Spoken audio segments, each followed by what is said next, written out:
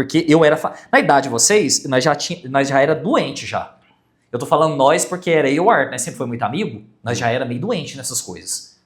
E nós queríamos fazer alguma coisa. Não, tem que empreender, tem que fazer isso. O Art foi empreender, na época, abriu uma loja. A loja quebrou, junto com a ex-namorada dele. O Art virou mototáxi. E o Art tava na Pernambucana na época. Tava bem na Pernambucana. Aí ele falou, não, Robert, tem que empreender. Vou abrir a loja. Foi, abriu a loja, abriu falência, teve trabalho de mototáxi para pagar as contas da loja, que faltou coisa para pagar lá, e ficou trabalhando de mototáxi. Até que depois ele virou consultor do Sebrae. Aí ele entrou no Sebrae, virou consultor na época. Eu a mesma coisa, fui mexer com o evento, nós quebrou, perdeu tudo que tinha. O nome foi pro pau, quebrou tudo.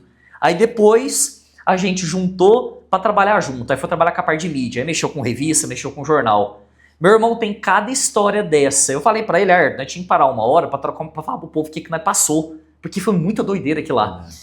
Na época, quando a gente mexia com o jornal, seu Luiz, é igual o senhor falou aí, não tinha dinheiro. Nós estava assim, ó, chegava. Eu lembro que foi em dezembro isso aí. Chegou em dezembro, não tinha um centavo. Não tinha dinheiro para pagar aluguel, o aluguel já estava atrasado, tá tudo atrasado. As contas. Luz, água, aluguel. Aí o aluguel, era uma senhorinha que a gente alugava direto com ela. Aí eu sempre fui desenrolado, igual o seu Luiz. Desenrolado, né, seu Luiz? A vida obriga a gente a ser desenrolado, né? Aí eu chegava nela lá, contava as histórias. Falei, tá complicado. Eu chamava Dona Mirley. Ô, Dona Mirley, o negócio tá complicado, tá acontecendo assim, sem assado. E ela gostava muito de mim, que eu era muito sincero com ela. Falei, ó, fica tranquilo que até tal dia eu vou pagar a senhora. Aí sempre quando dava um pau do aluguel, que sempre acontecia isso, o Ayrton falava, ó, você vai ter que ir lá conversar com a véia. Aí eu ia lá, trocava uma ideia com ela e ela aliviava pra gente. Só que chegou dezembro, não tinha dinheiro, tinha nada. Devendo aluguel, devendo tudo. Eu falei pra ele assim, meu amigo, a gente tá ferrado. Aí eu lembro que nós pegou um guia, o guia era uma folhinha, assim, eram uns guias que o pessoal distribuía na época. Aí era tipo um guia mesmo, assim, dobrado, sabe? A pessoa vendia uma folha dobrada assim e colocava as empresas, punha umas notícias aqui, alguns eventos, algumas datas. Nós pegou de um cara que fazia revista aqui em Passos. Aí o que acontece? Eu peguei esse negócio, ele também pegou, falou, rapaz, não é por nada não, nós dois é bom pra vender, Robert. Nós dá conta de preencher um guia desse aqui. Cada publicidade dessa, nós descobrimos que os caras cobravam mais ou menos de 150 a 200 reais. Aí nós dois chegamos num acordo, falou, não, tem que ser no mínimo 350 reais. Beleza, então. Então vamos sair pra vender, vamos. Eu juro pra vocês, eu acho que foi 2 dias ou 3, o Arthur vendeu tudo, o guia inteiro.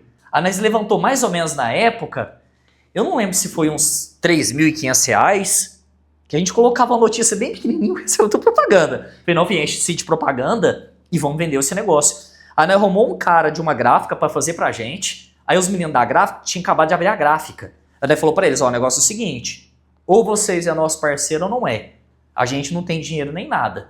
Nós precisa, aí ele tinha um designer e tinha um cara lá que era o gerente da gráfica. Era 2 amigos também, tava começando. O designer faz a arte pra gente, aí a gente chamava de boneco, que era o quê? Imprimia isso numa folha, aí punha a folha foto pra ficar mais bonito, dobrava e mostrava pro empresário como que seria o guia. A gente fez a mesma coisa na revista. E quando a gente fez isso, todo mundo que vendia revista falou, cara, eu nunca ouviu falar isso. Por que vocês tiveram essa ideia? Eu falei, porque o empresário, a gente precisa tangibilizar a mídia. Como que eu vou chegar no cara lá e falar, meu amigo, eu tô te vendendo uma propaganda, esse guia tem até aí guardado em algum lugar aí. Eu acho que esse guia deve estar guardado lá naquele armário lá daquela sala lá. Aí o que acontece?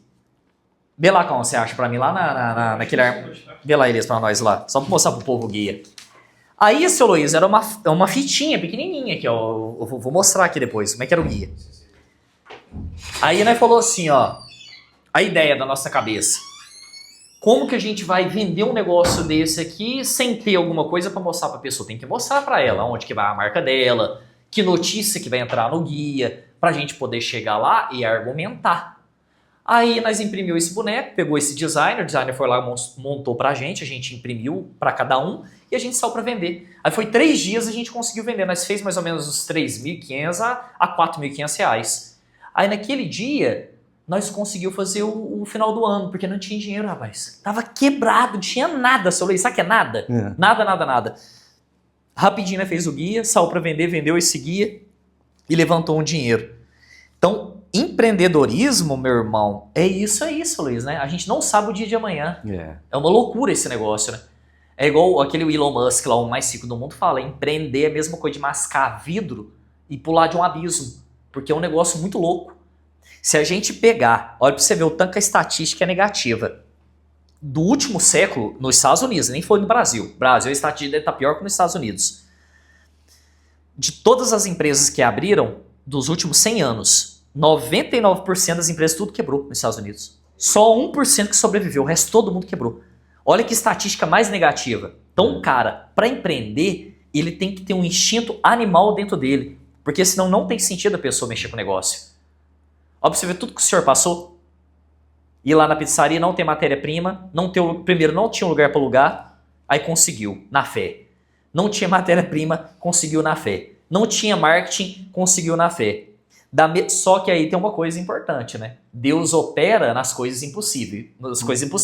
O possível o senhor fez, que foi correr atrás do aluguel, que foi abrir o restaurante, que foi esperar, como se diz, a matéria-prima chegar de alguma forma, mas o senhor estava no local. Então o senhor fez o possível. O impossível foi o quê? Quem agiu no impossível? O homem que viu lá a pizzaria aberta. E se a pizzaria tivesse fechada? Ele não ia ver o senhor? Como é que ele ia oferecer o produto e ir embora, seu Luiz? Então, um exemplo assim, Deus opera em causas impossíveis, né, seu Luiz? Mas empreendedorismo, o povo acha que é bonito empreender, que é legal, mas eles não veem essa parte, porque no começo, quase todos os empresários, você pode conversar, é estatística master isso aí. Eu fui consultor e eu atendi muita empresa, seu Luiz. Eu conversei com todos os empresários, a mesma história que o senhor está me contando aí, eles tinham uma história muito parecida para contar. Primeiro ano, dinheiro do seu bolso, né, Solis? Fica só no negativo, cheque especial, agiota e o pau quebrando. Segundo ano, mesma coisa. Vai ficar no prejuízo no finalzinho do segundo ano, que às vezes ele começa a querer empatar, do segundo para o terceiro. E aí ele empata. Aí, meu irmão, depois tem todo um processo para ser trabalhado de muitos anos para aquilo se tornar um negócio lucrativo.